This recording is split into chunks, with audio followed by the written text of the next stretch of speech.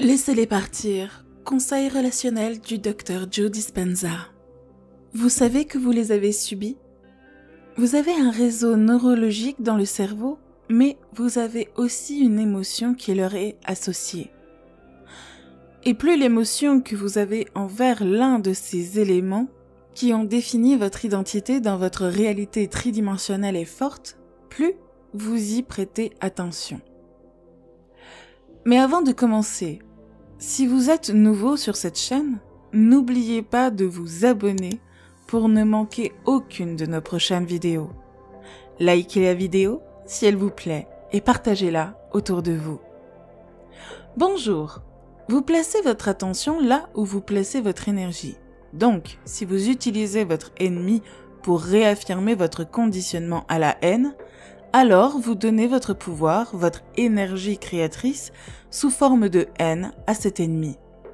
Et vous êtes lié par un champ d'énergie invisible qui vous maintient lié ou connecté à cette personne dans votre vie.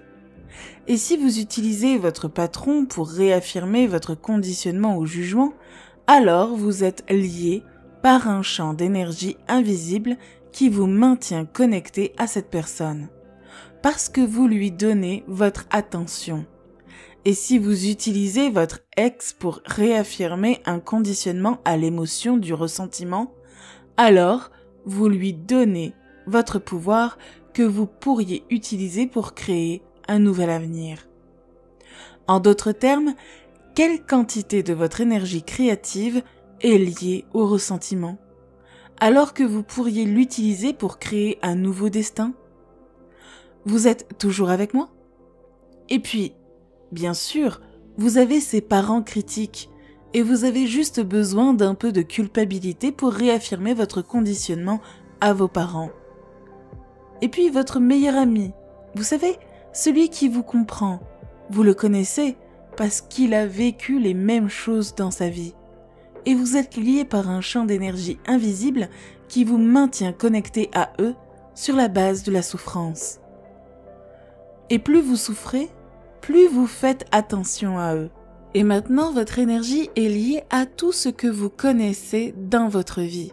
Et si vous utilisez vos finances pour réaffirmer votre conditionnement au manque, ou Facebook à l'insécurité comme si personne ne vous aimait ce jour-là, alors toute votre énergie est liée parce que les émotions sont de l'énergie en mouvement. Et donc, plus l'émotion que vous ressentez est forte, plus vous prêtez attention à ces choses dans votre vie, plus votre énergie est liée à tous ces éléments. Oui ou non? Très bien. Voici un atome. Cet atome va et trouve un autre atome et dit « Hey, écoute, j'aime vraiment ton énergie. » Et l'autre dit « J'aime vraiment tes particules. On se met ensemble ?» Et donc, s'ils se réunissent et ils commencent à se lier et à échanger des informations, et ils sont liés par un champ d'énergie invisible qui les maintient ensemble.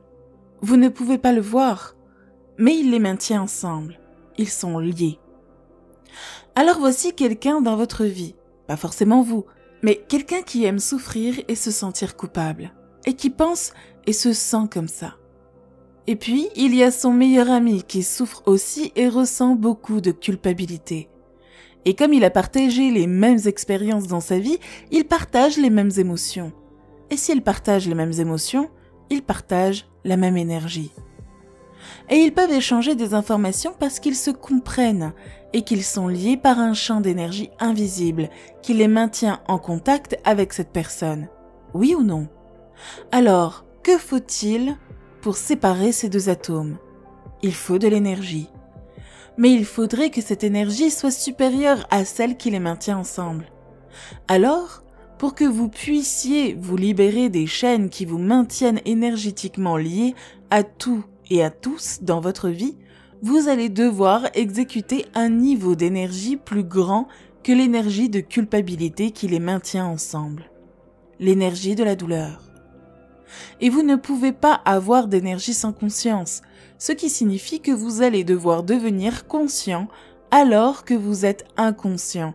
Et cela va demander une énorme quantité d'énergie. Donc, tu es assis dans ta méditation et ton corps est en rage et il dit « Allez, Juanito, juste un peu de souffrance aujourd'hui, allez !»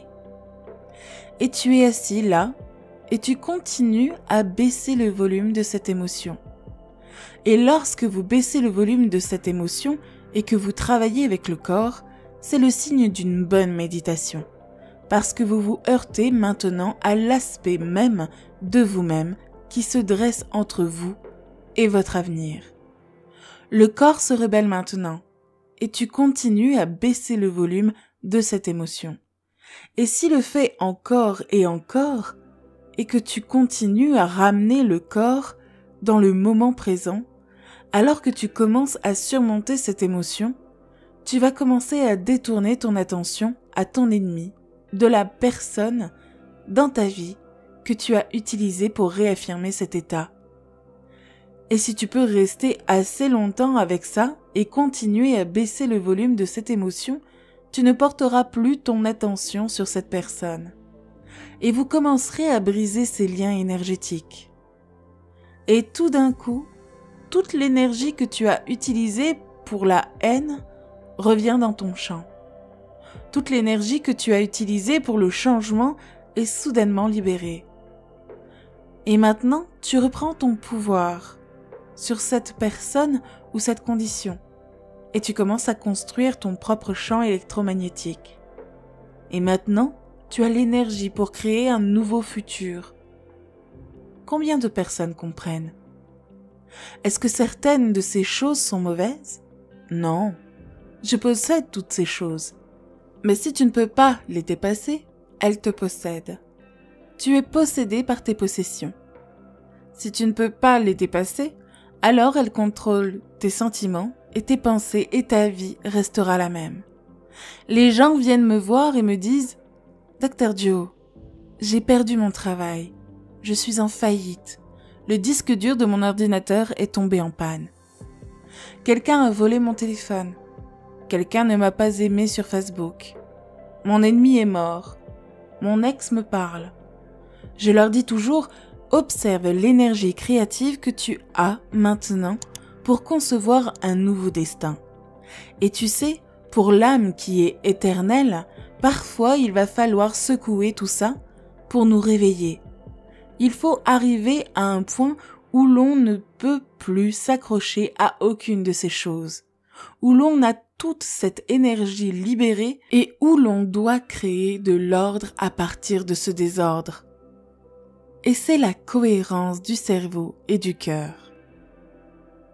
Vous êtes toujours avec moi? Donc, toute cette énergie créative vous revient. Lorsque vous retirez votre attention de toutes ces personnes et conditions dans votre vie, il est logique qu'il n'y ait plus de correspondance vibratoire entre vous et ces éléments. Et comme un effet secondaire de cela, certaines de ces choses vont tomber. Elles vont s'en aller. Elles vont se désagréger. N'essayez pas de les réparer. Laissez-les partir. Vous comprenez? J'ai eu des amis dans ce travail, des vice-présidents d'université qui m'ont dit « Hey, j'adorerais venir à votre événement. » Ils arrivent 2 semaines plus tard, ils sont virés de leur poste. Et ils sont la personne la plus aimée de toute l'université et ils disent « Hey, est-ce que je fais ça mal ?» Et je dis « Est-ce que tu aimais vraiment ton travail ?» Eh bien, je l'aimais, mais j'avais ce genre de routine. Et je dis « Continuez, ne le prends pas personnellement, continuez à créer. » Quelques mois plus tard, elle tombe amoureuse, se marie, trouve un nouveau travail, déménage dans un nouvel endroit, vice-présidente d'une plus grande université. L'université qui l'a viré lui demande d'être président. Il m'a demandé d'écrire la recommandation. Je veux dire, il est dans une toute nouvelle vie, vous comprenez? Et il a juste laissé partir ce qui ne correspondait plus à son énergie. Il était dans une énergie différente. Est-ce que ça a un sens?